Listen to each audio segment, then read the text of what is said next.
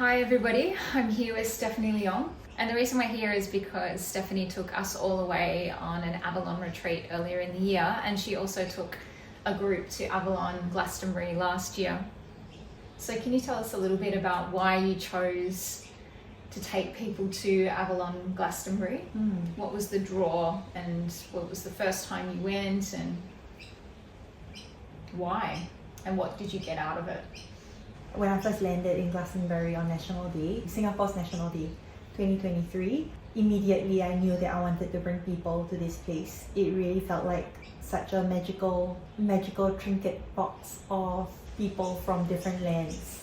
You remember the episode in Once Upon a Time of the Land of Untold Stories, and it's like a convergence of like characters from various lands.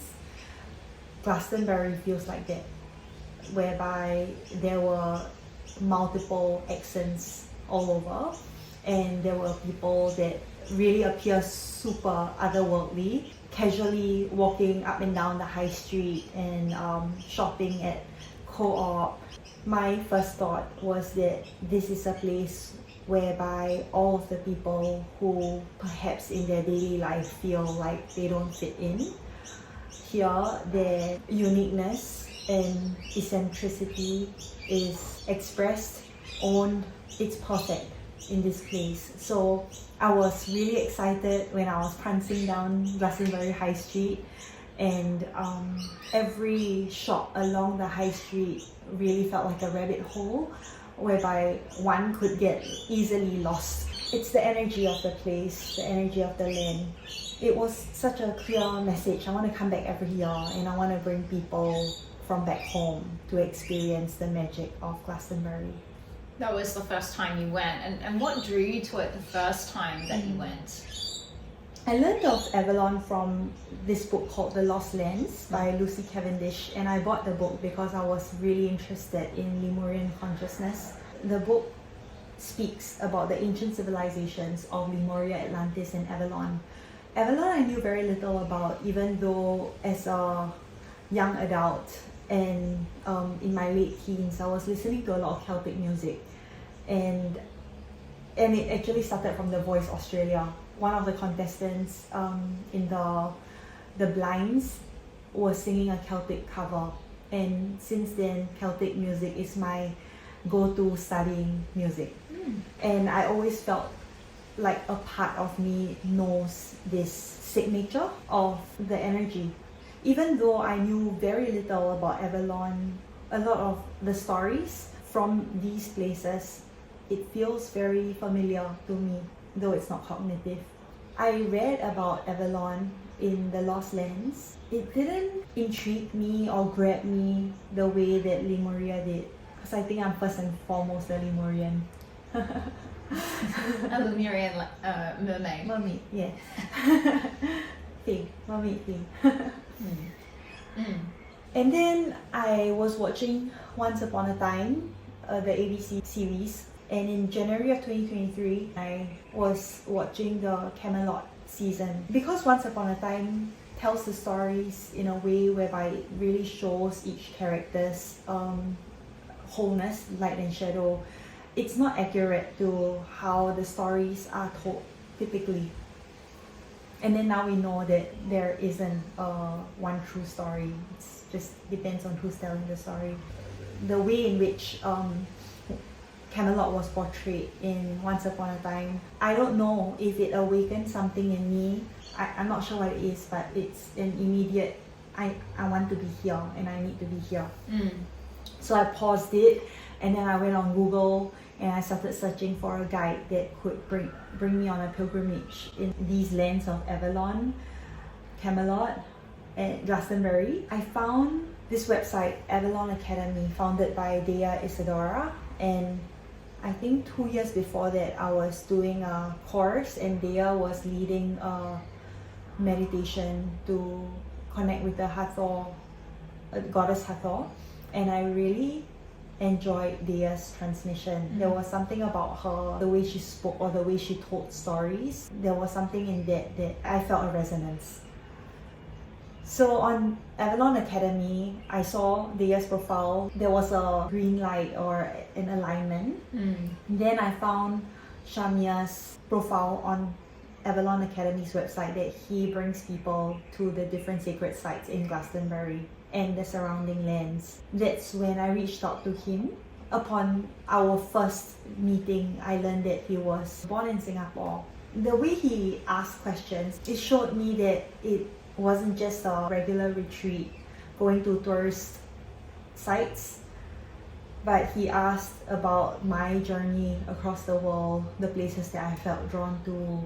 He shared a little bit about what he does and also what grit work is. I felt aligned to go ahead with this, and I was really excited. I planned it for August that year. Amazing. So what is Avalon? Can you explain for people who are like, what is this thing? Why does it draw people to Glastonbury for transformation, and it is seen to be a transformational place for centuries? Yeah. Avalon means apples. And the Owl of Avalon is really the Owl of Apples, and there are apple orchards there.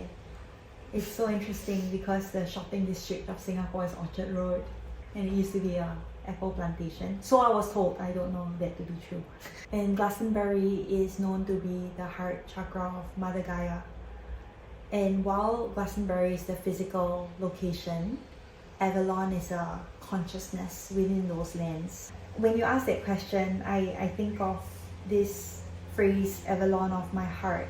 It's used to speak about or describe a very sacred place in someone's heart. My understanding of Avalon is that when the civilizations of Lemuria and Atlantis collapsed, some of the beings that retreated down into the land, into plants, into trees, into crystals, and then some of the beings that remained in their human form, they went to Avalon. So it was the civilization after Lemuria, after Atlantis. Okay. So it does make sense that it is like a meeting point, a merging of different people. And also in 2021, in July 22nd, was Mary Magdalene's feast day. Before then, I knew very little about Mary Magdalene, except that she was a whore. I was in this embodied book club for women who run with the wolves.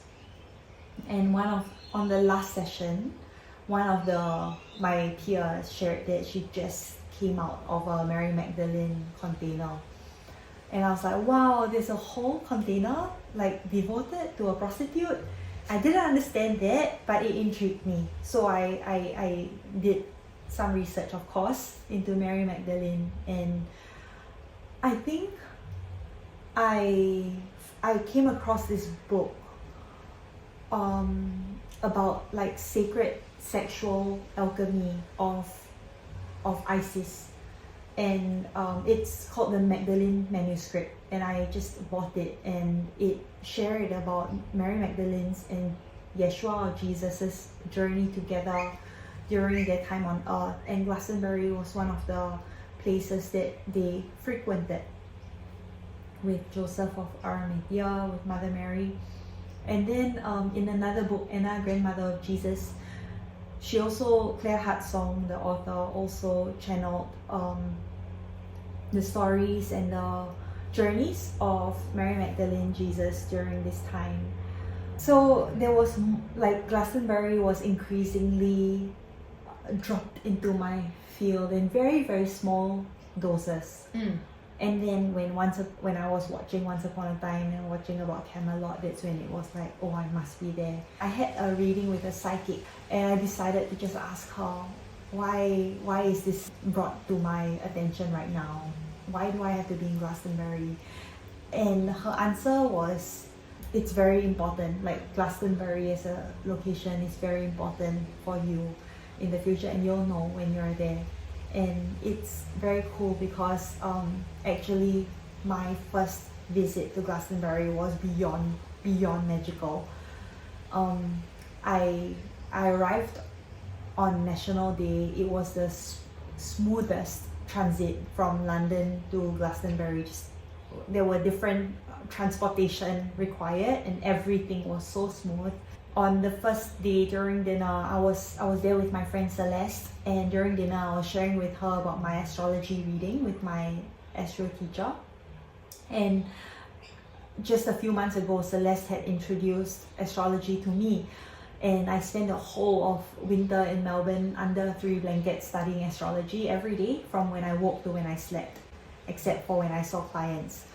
But between sessions, I would always go back and keep rewatching the materials, and that's how I memorized everything. And I think it was just like 2 months of non-stop studying astrology and deciding to book the reading with Oath Oracle. And during dinner at Elaichi with Celeste, I was sharing with her about the astro read, and just after dinner we walked up the tour, and it was 8:30 p.m. for sunset, and the sun was still high up in the sky. When we arrived at the tour, we were just taking in the view, and Celeste nudged me and she was like, "That's Aisha, that's Oath Oracle." And your astrology teacher. Yes. Yeah. Yeah. That you've been learning online from. Yes. Yeah, yeah. And talking about at dinner just before they hike up the tour. Crazy. Yeah. And then I approached her, and it was just such a serendipitous moment. And you didn't know she was going to be there. I think I knew that she was going to be there, but I didn't know what dates. Yeah. So it was the most serendipitous exchange and experience. And then the next day, meeting Shamia, that was the start of our pilgrimage. And Shamia shared all of the different synchronicities between Avalon and Singapore. And he spoke to what I was really interested in during that time of the energies of the earth, the ley lines, where they are and where the power points are, or like the acupuncture points are across the body of Mother Earth. And he shared some stuff that was really resonant to what I was personally researching at that time. Yeah. It sounds like you got like one box after another ticked, and I imagine that felt like quite alive, like, oh, I'm like in alignment while I'm here. Yes. Yeah, some strong signs. Yes. And then on the very last day, after the pilgrimage was over, I was just making my rounds to all the different sacred sites in Glastonbury to say, see you again. I met Matthias Di Stefano in the White Springs. That was really special. And actually, the night before, I was staying in this Airbnb called the Avalon Crystal Temple. And the night before, I hung out with the 2 women from Hong Kong who were staying in the next room. And we found out there were also a couple of synchronicities. And a few weeks later, I was going to be on retreat with one of them in Hawaii, a Lemurian conference.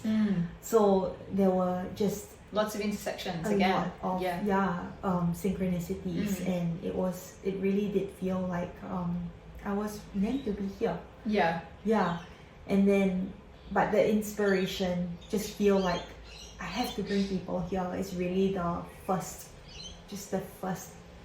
felt experience of being in Glastonbury and seeing how magical this place is. I think what it is that it's the exact opposite of what is the norm in Singapore. And I've maybe always felt like not the norm in Singapore, in my homeland. And as such, and I know of people similar to me, and as such, it feels like it feels so important to bring people here to show them, like, this can exist. It is safe for you to be you, exactly as you are, just by witnessing examples. And I feel like it really that came through last year's retreat, through this year's retreat, like the consciousness of this knowing that our job is really to be us. It really came through. And so you went the first year, that was 2023, and then you decided to go again. How quickly after? When did you decide? Like, I know you said that you thought, I have to bring people here. So then when did you plan for that next retreat to be? because I was there in August, and the fact that I was there in August, I was there across the Lionsgate portal. It's very special. It's the 8-8 portal. It's of infinity. It's a powerful manifestation portal. It's a beautiful opportunity to recognize the patterns, the stories that we live in, and to awaken to them and to heal them. It just so happened that I was there on the Lionsgate portal. The mascot of Singapore is the merlion, so that felt like another synchronicity. Sure. And also it was beautiful weather in August, and it's just on the shoulder season of summer, and it means that the crowd from the Glastonbury festival in July would have left. The intense heat of summer would be tapering out, so August just felt perfect, both energetically, astrologically, and physically. So I had planned for a retreat to take place in August. In 2024. Yes, and I procrastinated for such a long time. When I returned August 2023, I already knew I wanted this to happen. I think in the next 2 months, I got all of the logistics nailed down with the different facilitators that I was working with. The guides from Glastonbury, The including local guides, Shamir and Iona, and Dea. And so everything was in order, but I really procrastinated on putting it out there. I think mostly it's because I couldn't figure out, I don't know that it's true. I wanted to say I couldn't figure out the logistics of accommodation, but I think it's more of self-doubt, that because I've never done a retreat outside of Singapore. Before then, I've co-hosted a couple of retreats in Singapore, but not one so far away. So there was a lot of self-doubt, and I think it was many months later in January when Shamir pinged me and was like, Stephanie, what's happening with this? Because obviously I blocked out their dates, right? And I woke up to his text. Within the next 2 hours, after brushing my teeth, I just got to it, and I did a whole 33-page deck of the Avalon retreat. And then what you were intending for August 2024. Yes, and then I sent it to my clients, my friends, people in the community, and a few days later, I think I posted it on my stories, and within 3 days, it was full. We had 10 sign-ups, and it blew my mind because this I did not expect. And I really remember this whole period, even from when you went. All of the synchronicities that you experienced on the ground in Glastonbury, they were just one after another. The meetings, and then when you sold it out, immediately as soon as you actually promoted it, it was really I was like, wow, you are a magician. And this really felt like it gave me that confirmation, I'm meant to be doing this, and, be the bridge between the people back home and then the guides, and also the wisdom that the land has to offer for these people back home, because that is really what it means to grit. It is to travel, to experience, to infuse ourselves fully in the culture and the energy, the frequency of the places that we go to, and then to bring it back into the village that we come from. So it feels like it's really just meant to be. I remember just being so surprised, awestruck by that.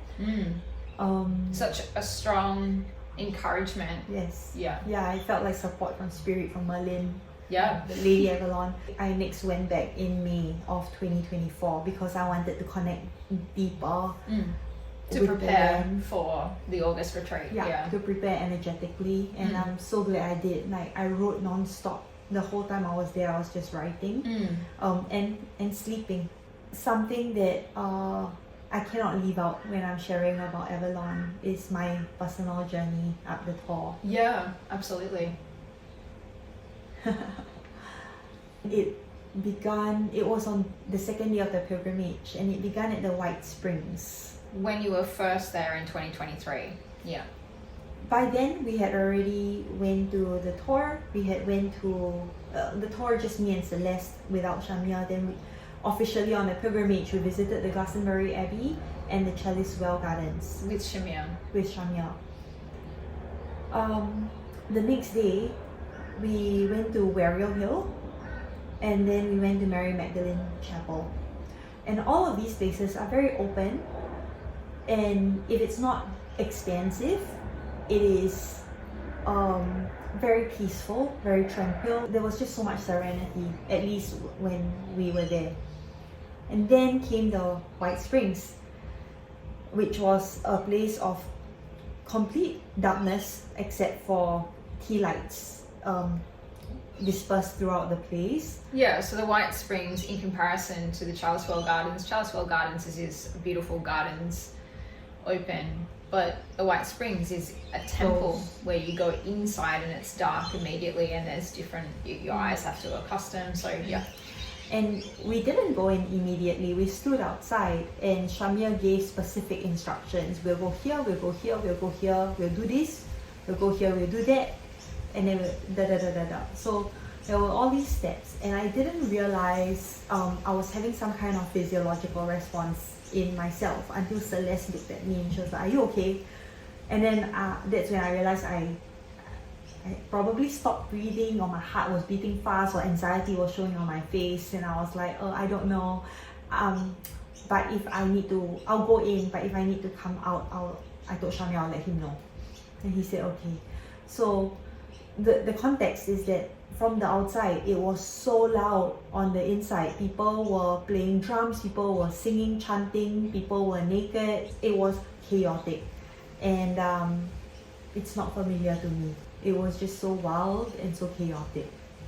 So we stepped in, and I was uncomfortable from the get-go, all the way through. We went to the altar of Cernunnos, the god of the underworld. But I feel like in some stories he's known as like the king of nature.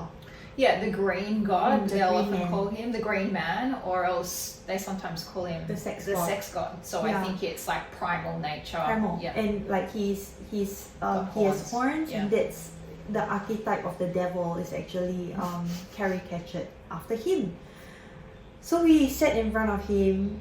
Shamia took out his didgeridoo, and Celeste really got into a full body activation, and I was just there like scared and tense. And then after that, Shamia gave us the option of bathing in the wells. I just didn't want to because it's too much for me.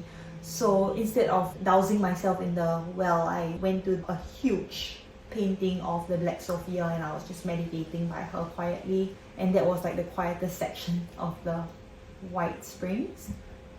But it didn't matter because it was just loud and chaotic anyway. And then we went out, and then Shamia said to me, like, "Stephanie, you will really know yourself, and you will really contact your inner power when you let yourself meet with your wildness, your darkness." And I remember when I heard that, I felt so much like an imposter and so much shame, because that was literally what I was telling clients, like, I'm here as their guide to support them through the wilderness of their soul, into the realm of their inner darkness, to meet with their shadow, to meet with their own wildness. And then here I was at my own threshold, so scared to embrace it, feeling such aversion to it. Celeste had just come from a few months in South Africa, and I remember her saying to me, "Oh my god, like, if this is too much for you, I can't even imagine how you'd be in South Africa, you know, it's like peeing in the wall everywhere." I think it was then where, like, I just started to feel quite unsettled.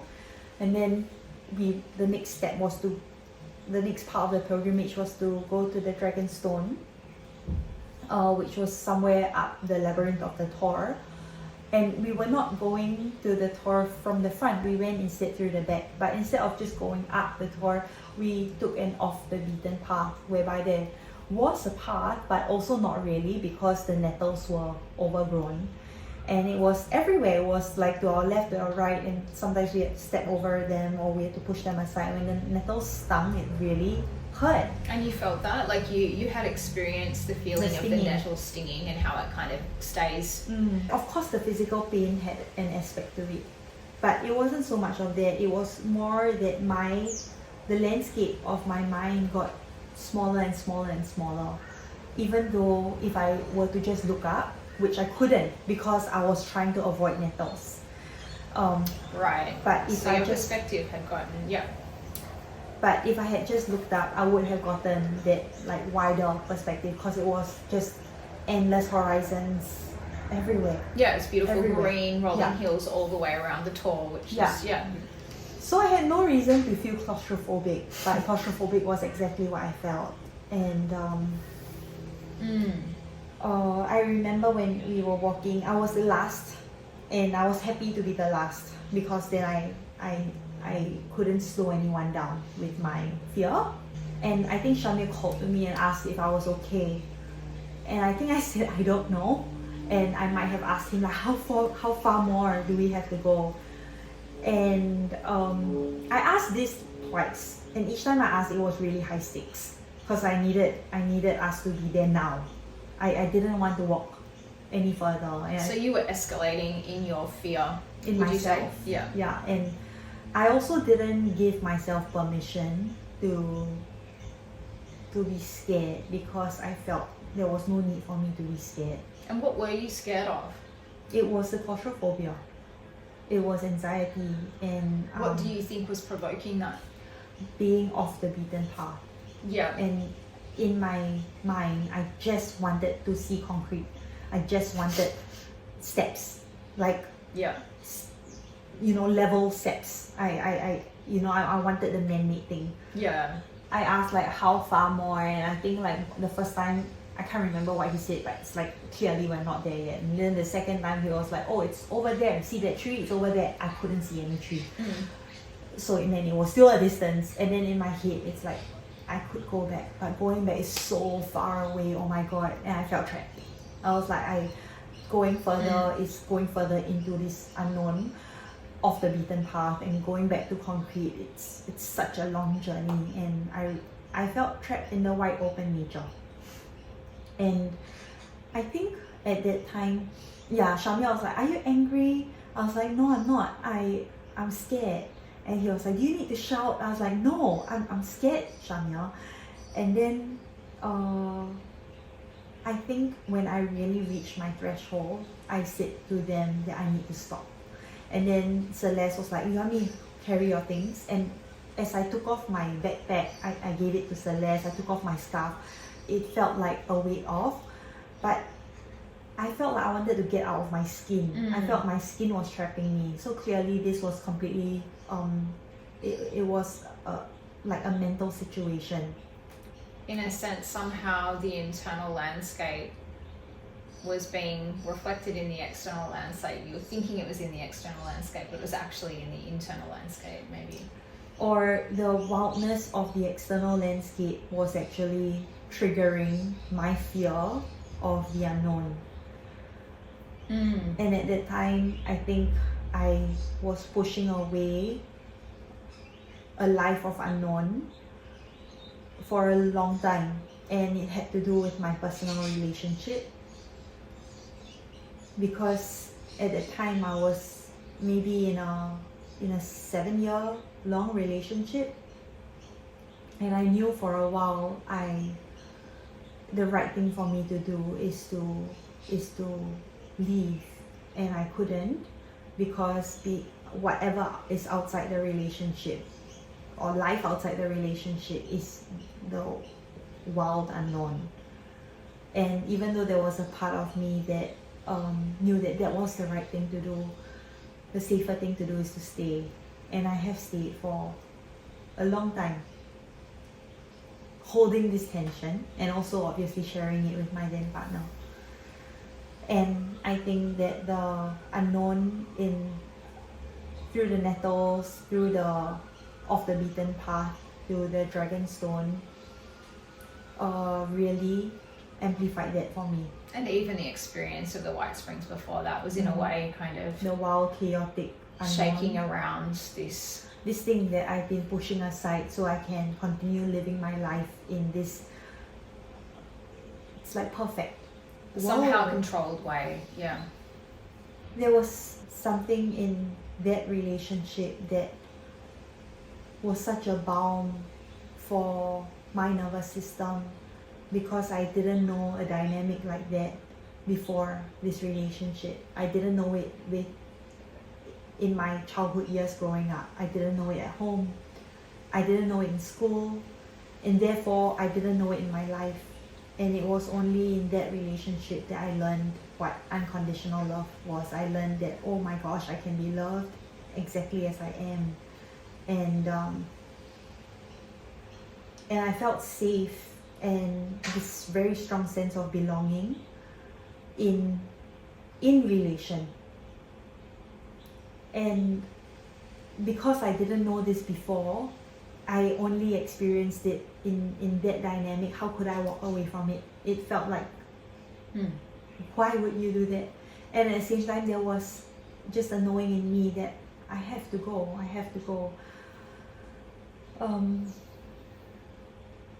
So it was really hard. It was really such a war inside of myself, and I had really shunned the part that knew I had to go, so that I could keep my safety or that feeling of being loved and accepted for as I am, for who I am. And it reached a point whereby I told Celeste and Shamia that I need to stop. And it was then that I started really exhaling because there was so much anxiety in me that was building and escalating. And then I started I might have started toning, expressing in light language, because I didn't have words to what I was experiencing. And then in the next moment, I knew that I was howling, I was shrieking, I was yelling.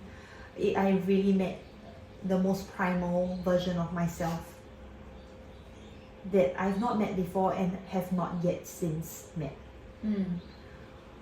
It was like I shapeshifted into a wolf. And I was crying and raging at the same time. There was grief and there was so much anger. And then I recognized I'm so angry at myself for not letting myself live in a way, because I was keeping myself trapped, stuck in this really safe relationship. And I don't know how long I was there, just in expression, in catharsis of the screaming and howling and crying, but I really fell into pieces. Celeste and Shamia were amazing at taking care of me, and they expressed with me, they yelled with me, they helped me, they gave me energy healing. I'm so grateful for them. And the emotions were too much for me to even be embarrassed about what happened, because it felt like after having the lid on for so long, the lid finally came off, so there was more relief of the safety to express in this way, over any kind of like shame or embarrassment, because I've not even met this version of myself, much less show other people. And then we didn't even go to the Dragonstone. Shamia was like, I think the work is done. So we retreated. We walked instead back to the concrete, and then we walked upstairs to go up to the tower. And then it felt like such a reward, like going up to the tower after that journey into hell, my own hell, and then seeing the 360 panorama view. Being able to see again clearly and openly. Yeah.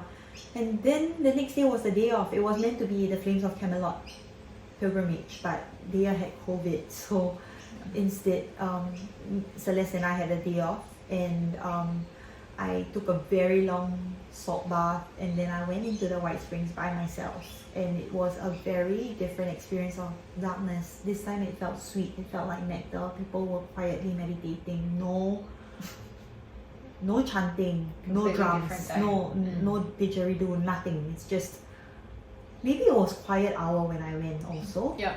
It could have been, because it was silence. And I remember sitting in front of Carnunus again and being deep in meditation, kind of like asking for guidance, because I knew what I had to do, which was to leave the relationship, but I didn't know that I would have the strength to do that. When on a very practical I guess on paper, there was no reason for me to leave. We were not fighting, we loved each other, there was so much love in that relationship. There was no reason for me to leave other than this knowing that I have to go. It felt like a truth I needed to follow, because it was untruthful to stay. And because of that, the consciousness of Avalon in personal relationship to me is about truth. And even though my experience was super cathartic and also I would say chaotic, I would say the presentation or the energy of Lady Avalon does feel very gentle. Even the wild landscape, while it is rugged, there's still a gentleness to it. There's a gentleness to the beauty of her, of the body of Avalon. You know what I mean? Absolutely. And when you talk about this Lady of Avalon, there is actually A physical embodiment on the land. Her breast is the her tall. womb. And when you were talking about walking around to the back of the tall, you have to pass through the womb of Chalice Hill, the womb of Lady Avalon, and the springs are like fall down aside her, and there's the legs of Lady Avalon. So there is this physical embodiment in the land, and I think it's true to say that while you say there's a gentleness, but it's very transformative. It's like deeply transformative.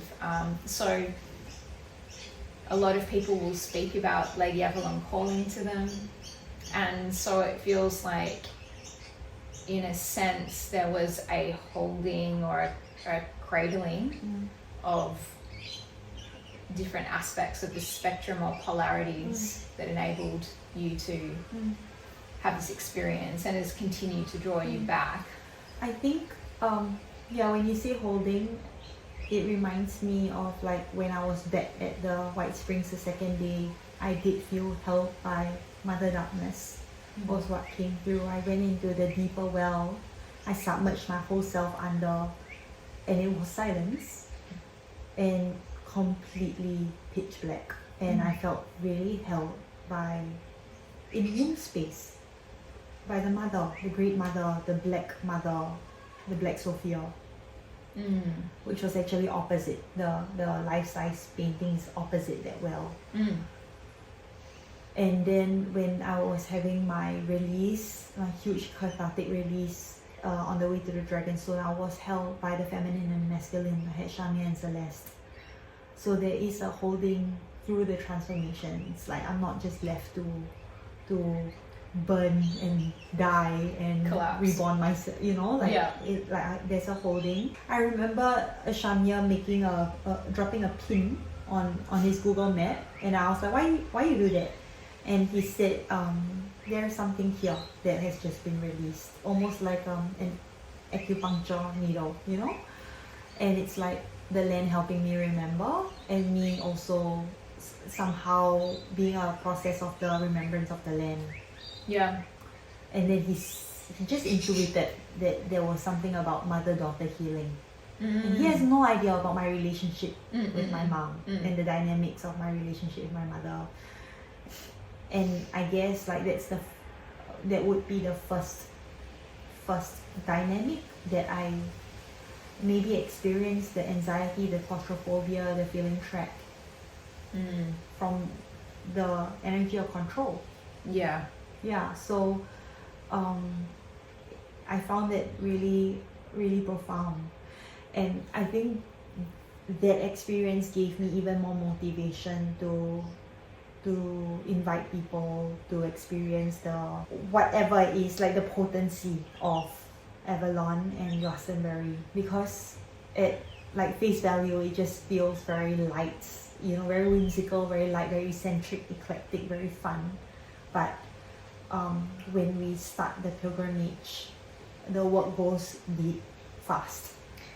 Yeah, so it sounds like for you what was revealed was something that was unseen to you. You all of a sudden had a frame shown to you that you hadn't really seen yourself through. Yeah. And yeah, that was uncovered. The shadows were uncovered and illuminated in this experience. Yeah, it's like the image I get is like being at the theme park and then like taking a ride that feels like it's a small world, like that happy, yeah. and then after the next moment it's like the in the dark, like just that rocky mountain ride or something in the dark. Free fall.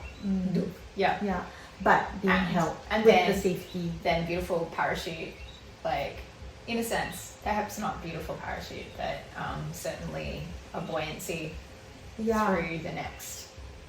Like, there's definitely an opportunity for integration to be experienced.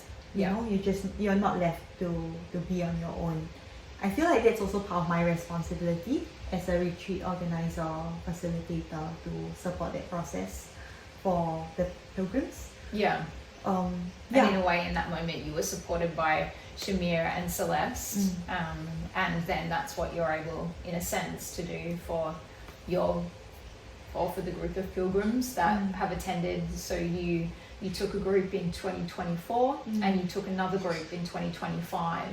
And so can you speak about the difference in experience for you, how you led, what you noticed between those two retreats? I think my first observation is that it drew women. Both groups drew women. Even though this time there were, I think, 2 men that were interested, but all of the participants who came were all females. And I would say it's very beautiful because this year an overarching theme of the group was to balance the feminine masculine energies. The participants had said that they spend most of their lives in their masculine, whether it's at work or in their relationships or just dynamics around them, and they wanted to be more in their feminine, which was really a recurring theme in this year's retreat. And it's interesting to just reflect on the fact that for yourself it was a question for you too. How can I lead this retreat this year in a way that balances or reframes what leadership is in the feminine, or just what leadership is. So I think it's interesting that was kind of a question for you too. It's definitely the question that we all lived into this year. Would you say for you too? Yes, because my experience, I guess, mainly in life has been in productivity driven drive, and more I've not been in that leadership role. In fact, I have been in that leadership role. However, when I wasn't, or when I don't have a specific role within a group, that was when a different kind of quality needed to be found for me to be present. And like, who was I was the question. Who was I without having to be the leader, without having to take the responsibility? Who was I in a group? So that really, I felt, for me, opened up a space of vulnerability surrender and unknown, Yeah. for sure. Yeah. And shadows. Yeah, so the group this year were really focused on this, perhaps what is masculine, feminine within me, what do these things mean, how are they within this land, the idea that there is the iron-rich Chalice Well spring and the calcium-rich white spring, and the concepts and symbols behind these springs. People were really talking about this. What about the red springs is masculine? What about the white springs is feminine? But how are those two different, like, opposing polarities actually supportive to each other, as opposed to being sitting in one, sitting in the other? I think all of this was the focus this year. And so what would you say the previous year, how did it differ? I would say last year, my role was truly to be the bridge to ensure that all things logistics were taken care of, bring them safely into Shania, Iona's, Dea's hands, and then they would take over.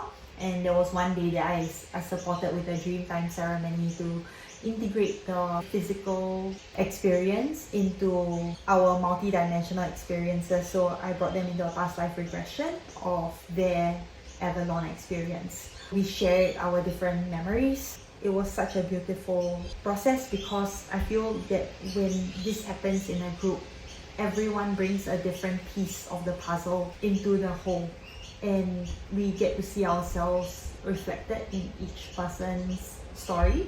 And also when we hear other people share, it has the opportunity to help us remember, to awaken something within us, especially if there's a resonance when we are listening to story. And I think that's the power of storytelling.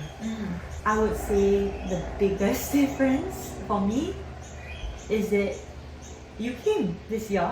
I think it would be navigating the shadows of our relationship while holding space for the whole retreat group, which also includes you.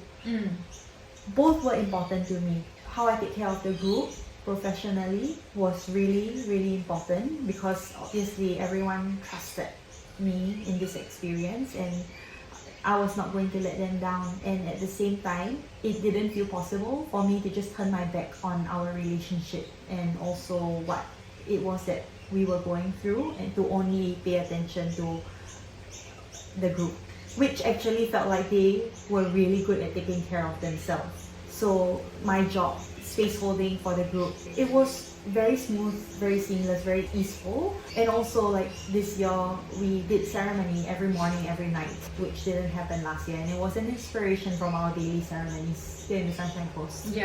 To start the day together and to close the day integrating together, to get to know each other, one another deeper. I think another difference was that we were staying together this year, whereas last year it was dispersed. So it also made it so much easier for us to have cacao in the morning, to greet the sun together, and to wind down together, to have meals together instead of in separate groups. And to reflect at the end of the day after adventuring out and coming down. Yeah. On certain days, and on certain days that felt like too much and we just played games. Or shared shopping hauls. And also there was a flexibility to it. It feels like the consciousness of these stories, these lands seem to be expanding because I really do feel drawn to visiting the sacred sites in Cornwall, in Wales, in Ireland, the sacred sites of Camelot, the sacred sites of Merlin, Arthur, and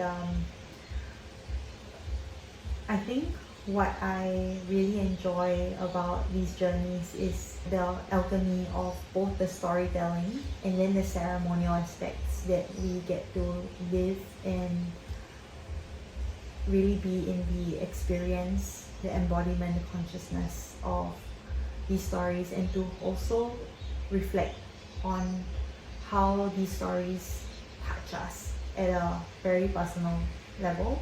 Stories truly are medicine, and when we listen to stories, there's a part of our psyche that is stirred, and it's actually why the soul of Psyche loves gossip, because it allows for the living into, whether it's vicariously or the resonance of someone else's tale. What really spoke to me about the story of Camelot was when Arthur and Guinevere, they couldn't be together, the realm of Camelot could no longer exist. And because Camelot is a kingdom of which the consciousness is of fairness, of truth, of kindness, when there isn't an integrity in Arthur and Guinevere's relationship, just because she is she is of the Fae and he's human, and also her heart wasn't true to him, there were several misalignments or mistruths in that union, and as such the kingdom or paradise cannot exist. So it just really highlights to me how important it is to be in integrity, no matter how difficult it is. Hearing these stories also really made me dig deep within myself to think about what is true about how I'm showing up. It hit me differently, these stories, even though it was the second time listening to them. And I'm sure every time I'm going to be experiencing these stories, it's going to, a different aspect of the story will touch a different aspect of myself. And I feel like that's also what would happen when we go to different areas and to hear the stories from these areas. Even though it's the same story, it's not the same story because we are in a different land, part of the land, and there's maybe a different storyteller. The way the story would be told would be different. It's a brand new medicine. Yeah. So I look forward to that in the coming years, to expanding the retreat to even more sacred sites. For the opportunity, it's like a buffet of stories, and I think that's what makes this experience so sacred, so meaningful, so special. We're not just going from place to place listening to different stories. I mean, we are doing that, but it's also pointing back to us, like how are we wanting to narrate our own stories, or how are the different characters within us wanting to express themselves, and then how are we then taking action or organizing our external life so that we can live the story that we want to tell. I feel very excited about, in anticipation about what's to come. Also, to a certain extent, nervous because it is a deepening and it really takes courage to be doing this work because it's so humbling, brings us to our knees. Yeah. There can't be the pride or the ego. I mean, there can be, and then a lot of struggle. It's really like a wash of purity to meet the deeper and truer essence of who we are. I think it really takes so much courage to see ourselves, to surrender, oh, this is who I am in this moment. This is what's present in this moment. Because when shadows emerge, it can be so easy to be like, I wish this didn't happen. That's not the point of a pilgrimage. All of these are perfectly put into place, orchestrated for us to have the exact experience that is needed for our individuation, our development in this specific point of life. Yeah, and it feels like the choice to go on pilgrimage to a place like this is really like you are handing over yourself. So something that may not come up in your life at home, inside the typical sort of train tracks of one's life that continue from day to day, that there isn't necessarily an openness or a space for a deeper layer of shadow to be revealed. Whereas this kind of a choice and this experience, essentially you surrender yourself to whatever the truth is that Lady Avalon has prepared for you, and even prepared for you, that your inner dynamics, inner psyche is wanting, because I guess the psyche or the soul wants for something or things, or not even things, but an experience or this life for life. And so this individuation you talk about is really a personal development into something that's greater and more whole. And I guess that this truth is wholeness. Yeah. And so as we keep ourselves, in a sense, trapped in the train tracks of our own lives sometimes, without even knowing it sometimes, but there's a safety within the train tracks too, that we may not see these shadows that are more deeply there, but that is the difference between the pilgrimage and the vacation. Is that, I don't know, it is an intentional, we've got a very intentional place that has been a place of pilgrimage for centuries. We go there inside something that is very intentional. Like there's ceremony every day, there's reflection, there's a somatic consciousness in a regular way. We've chosen to take that step, and so it's returned to us, but we have no control of how a greater truth becomes available to us. And while the obstacles that may have been there preventing us from seeing or saying, I don't like that, I don't want to see that, I don't want to go there, I don't want to be that, all that, it's just, it falls to the wayside in an experience like this. It's just such an extraordinary thing how your background or your interests in astrology and somatics and earth gridding are taking you in this direction, have taken you, you know, in a sense effortlessly, just keep drawing you there, as it's like it's a calling and knowing for you, and you followed it. And now there's an expansion of this calling into Cornwall, which will take you further into the deeper lineage. There will be more intersections, more sacred sites to explore and experience all of these energy lines. The mystery continues to unfold. Yes. Yeah, the great mysteries. Thank you for the integration. Thank you for the opportunity. I know all of the reading and ideas, concepts, symbols that have come through for me in hearing about Avalon through you and experiencing it continues to blossom in my world in a really important way. Good. Yeah, like there's like a little ember that's been burning since I was a child, that's been desiring of these directions and these knowings, and it's really twinkly and sparkly and exciting in a way that perhaps nothing else is. So there's something very special about the remembrance of these lands and these times, and it could be said of these dimensions that are maybe existing, still in existence. You see them in this linear time, but is it that? Yeah. Is the question now, and I really love that, the exploration of this multidimensionality. Yay. Right. Thank you.